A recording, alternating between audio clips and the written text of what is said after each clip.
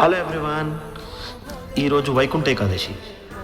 ఈ పవిత్ర వైకుంఠ ఏకాదశి రోజున స్వామి వెంకటేశ్వర దర్శనం కోసం భక్తులు భక్తితో నమ్మకంతో ఈ క్షేత్రానికి చేరుకున్నారు. ఈ రోజున స్వామి భక్తులకు వైకుంఠ ద్వారాన్ని తెరిచి అందరికీ సమానమైన కృపా దర్శనం ఇస్తారు. ఈరోజు స్వామి మూర్తి ఉత్తర దిశ వైపు నిలబడటం ఒక విశేషత కాదు, అది మోక్షం వైపు చూపించిన ఒక మార్గం. ఉత్తర దిశ అంటే వైకుంఠం. ఈ దర్శనం పొందిన భక్తుల పాపాలు క్షమించబడతాయని ఒక గట్టి నమ్మకం.